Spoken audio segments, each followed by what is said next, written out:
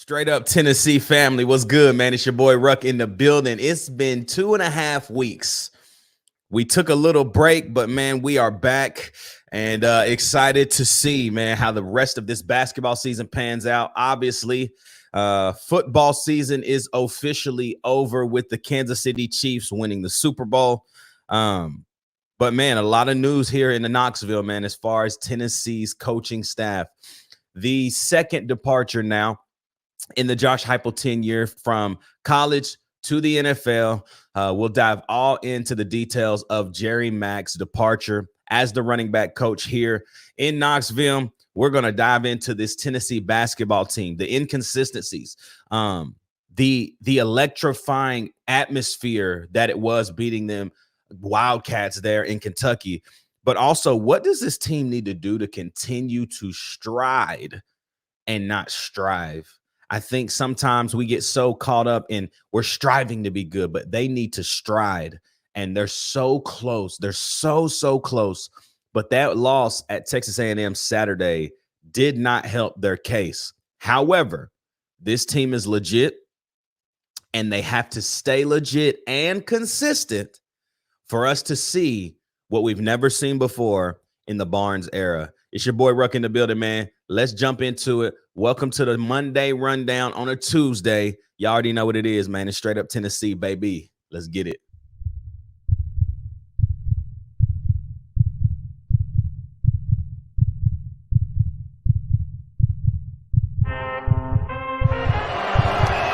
From 40, on the way, a knuckleball. He got it!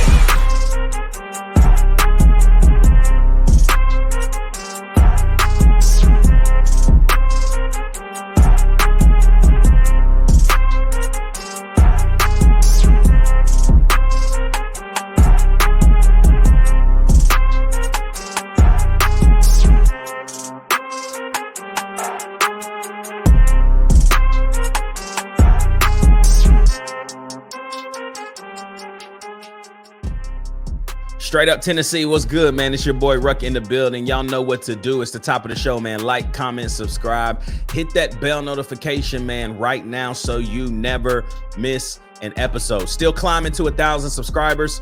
Excited, man, for this season of what's going on here, man. We got a lot of content actually planned out, stuff coming here in the next few weeks.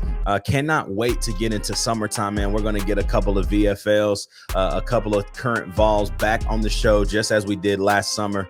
Y'all let us know, man, who should we go after? Who do you want to hear about? Whose story do you want to hear?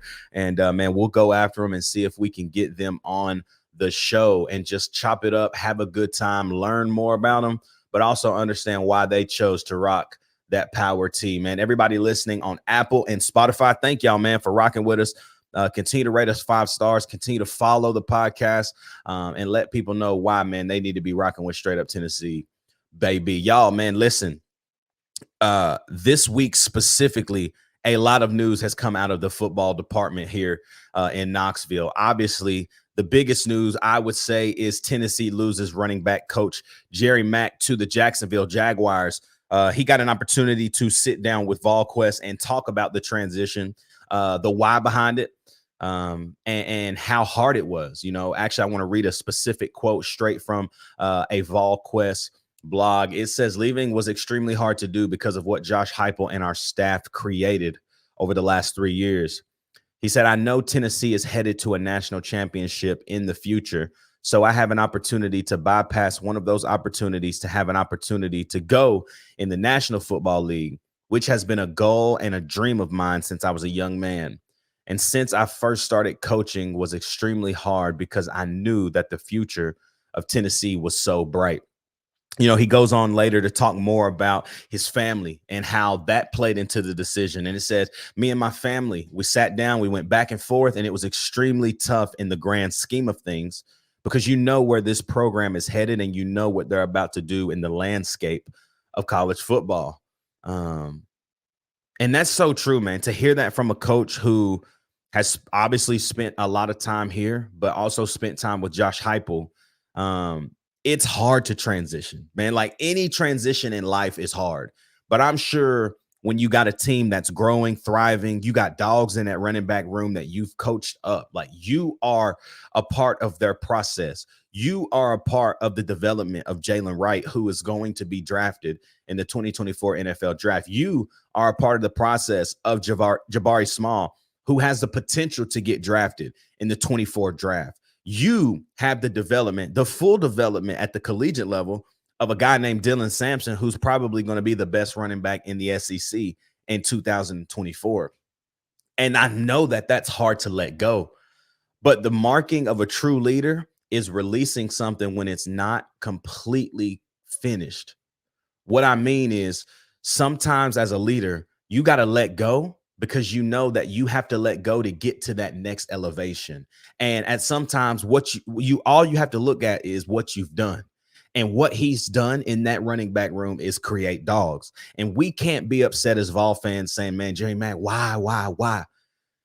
Bro, you got a dream, you got to chase it. And as a leader, when you have a dream and you're doing things well, you're going to continue to have opportunities thrown at you.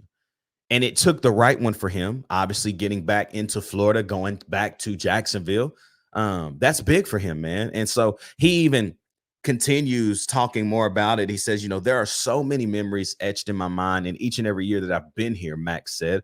I think back to the 2021 season when we were able to beat Kentucky. They were ranked in the top 20, and we were the underdog going to their place.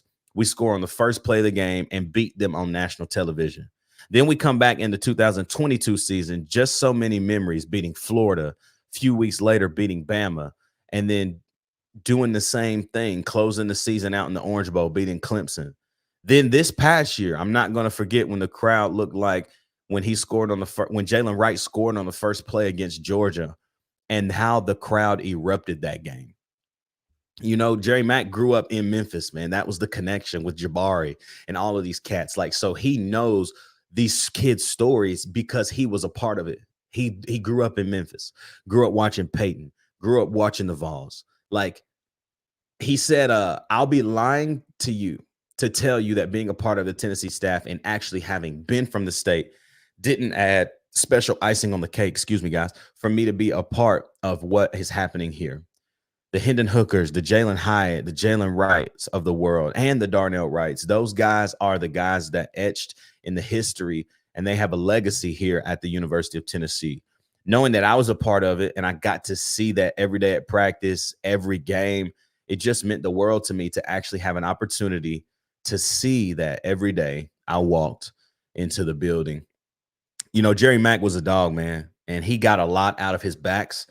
And I think we're going to continue to see that, right? I think like the natural tendency is, man, when you have a guy leave of that caliber, the room drops off. But I think the room is going to just get better. Now, there's no way you lose a Peyton Lewis. Dylan Sampson is locked in. But where does Josh Heupel turn? A lot of these coaches have assistants. Obviously, a running backs coach is an assistant coach, but the assistant coach in the running back has another assistant under him. Does Josh Heupel do what he's been doing? The trend of Heupel is to hire from within. Does he do it again? Or does he say, hey, Montario Hardesty, I know you don't like working for Shane Beamer, bro. Come back home to Rocky Top. Like, does he say, hey, and this is a stretch, but hey, Robert Gillespie, down there in Alabama, come on, Gillespie, come back home. Come back and then be a part of something special, because Nick gone. You ain't got no more chips that's coming to Alabama. Come on back to Knoxville. I don't know what he's going to do, and the trend for Heupel is to hire from within. Says that an offensive line analyst landed a role. So we had another guy, Micah James, who was hired at Tennessee. He's now with Golish down there, and he's taken over the running back position there. So what happens in Knoxville? That's my biggest question. I don't know what Heupel's going to do. I don't know his intentions, and I'm very interested to hear what happens in the next few days. I don't know if this is a rush hire. You know what I mean? Like, I don't think we have to rush this hire. I don't think that this is something that okay, if we don't have a running back coach in a week, something is wrong. So I think as far as future's concerned, recruiting cannot let up on any of these 25 running backs that we currently have in the slate. That is the most important thing I feel like for this staff is to retain what you've already created. Jerry Mack was obviously a part of that process, but Hypo has a lot of weight to carry with that running back room, promising these 25 guys that, hey, this hire, you're going to love this cat. I know he's not Coach Mack, but you're going to love this dude. And at the end of the day, you got to trust in the head coach. Position coaches mean a lot. I know. I mean, I had a lot of position coaches that I loved more than my head coach. It's just what it is. And so these kids are absolutely the same. So excited, ready to see kind of what happens. Obviously, they're doing a lot of workouts right now, getting ready for spring practice. It's crazy. It's already February, man, and that they're going to be kicking off spring practice in a little over a month. So crazy, exciting. But man, this 24 season is going to be special, man. That schedule is favorable and Tennessee has an opportunity. What are we going to do with it? I don't know. Let's talk a little bit about this Tennessee basketball team. Tennessee drops to number 8 in the AP poll after the loss on Saturday to Texas A&M. You can ask that boy Turn. I said all week that we haven't beat A&M at A&M, I think, since 21. It's not a good place to play for us.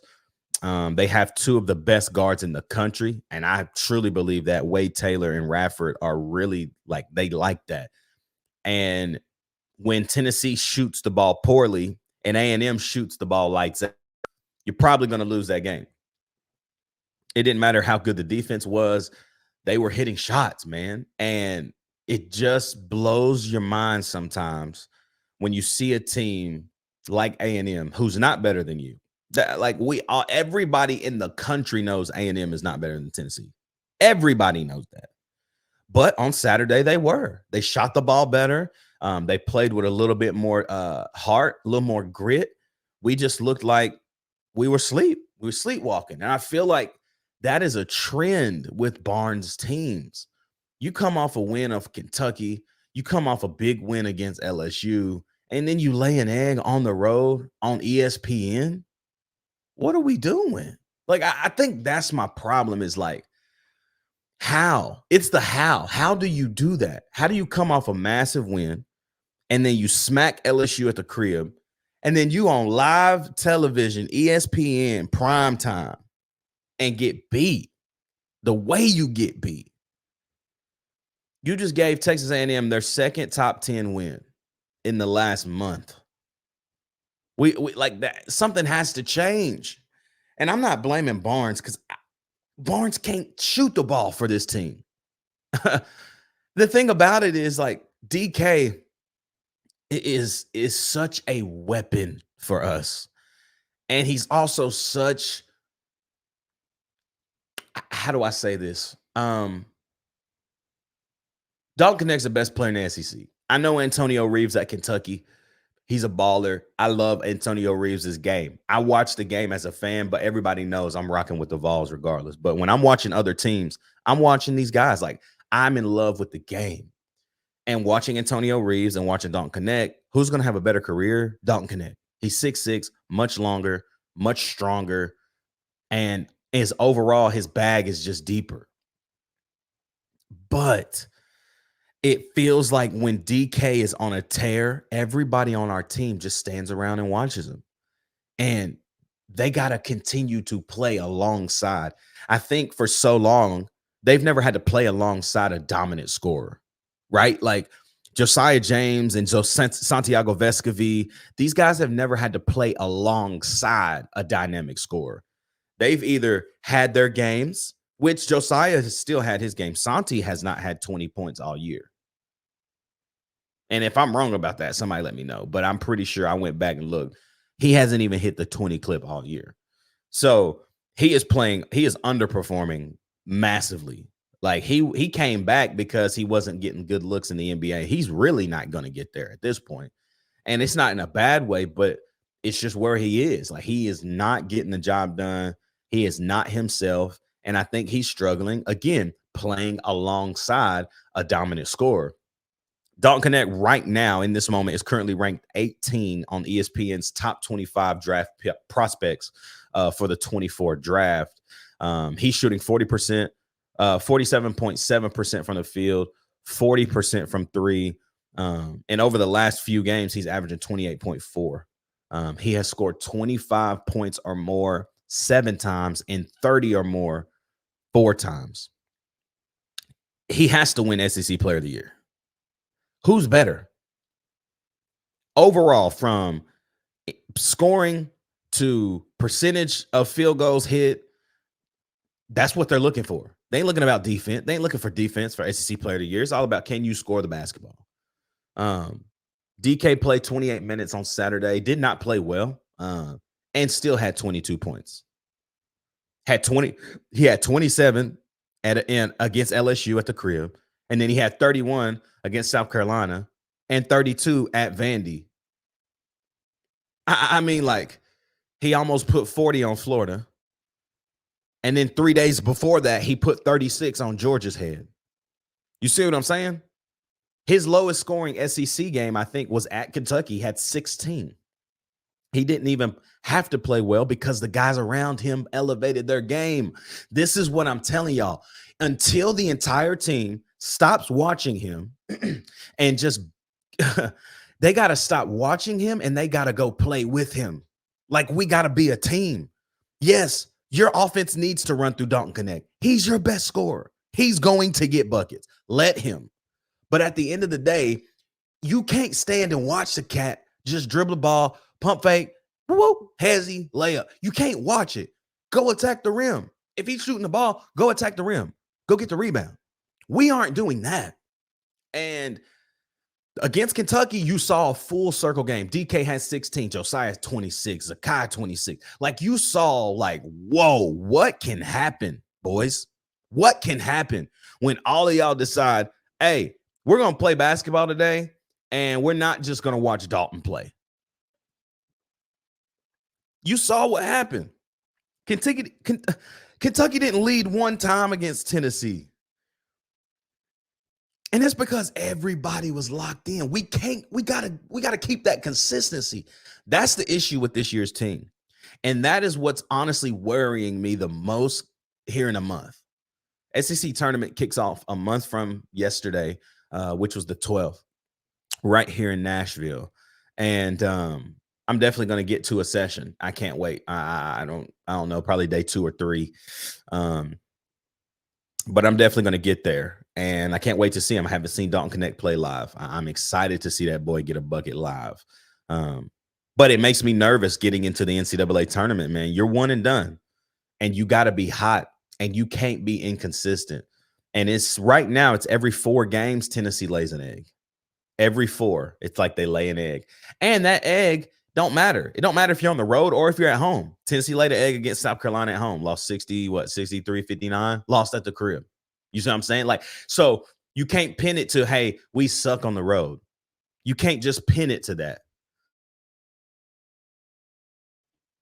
You can't pin it to that. And if you continue to pin it on that, you're just not watching the games. You're just like, oh, Tennessee's on the road, they're going to lose. No, we've laid eggs in Thompson. And South Carolina was an egg. 59 points? You ain't going to beat nobody. Scoring 59 points. SEC right now, Joe Lunardi's big board as far as NCAA tournament's concerned. Big 12, 9 teams he thinks are going to get in the tournament. 9 teams from the SEC as well he believes will get in the tournament. The SEC is no longer just Tennessee, Kentucky, Auburn, Alabama. It's not that anymore. That entire league is legit. And to get 9 of the 16 teams now moving on in the future, to get 9 of them in, right now it's 14 this year, but in the future, right? Like, that is telling you how good and how much people see the SEC as a league has grown over the last decade, really. But really over the last 5 years, the most I've seen. Tennessee's got to get it together. Got a big game tomorrow night. Arkansas at Bud Walton. Another horrible place to play. But that team is terrible. Devo Davis is no longer there. That team is not good. But if we continue to go out there and lay eggs, we're going to be exactly what we've been when we lose games. We shoot the ball well. We shoot the ball poorly. We don't defend. And if the other team scores 70 or more, I don't feel good about it. That's the threshold for Tennessee. If the other team gets 70, 75 or more, Tennessee, there's no way you're telling me Tennessee won that game. What do we do this week? Well, you got two games that you should absolutely blow people out. You get Arkansas tomorrow night, and Saturday you get Vanderbilt at home. The following week, you get Missouri at Missouri, and on Saturday you get to redeem yourself against Texas A&M back at the house. What does Tennessee do with the opportunity in front of them, man? There's opportunity. What do we do? Thank y'all for tapping in today, man. I appreciate it. I love y'all, man. I really, really do. Like, comment, subscribe. Join the channel, man. 99 cents a month. You'll never miss an episode. And you get to join our Discord channel, man, where we're in there just chopping it up all the time about different things, life, sports, whatever, man. We're just having a good time getting to know everybody. I got some boys in there, man, some friends that we literally have met, and it's cool. Shout out to that boy Matthew. Shout out to Dylan Elam, and shout out to my boy Everything Boss. So appreciate y'all, man. We'll be back probably later this week talking a little bit about the game Saturday, recapping the Tuesday game or the Wednesday game tomorrow, and then obviously, man, still more Tennessee football news. You know, for my guy Turn who ain't with me today, y'all know it's your boy Ruck in the building. Y'all already know what it is. It's straight up Tennessee, baby. We'll see y'all later this week.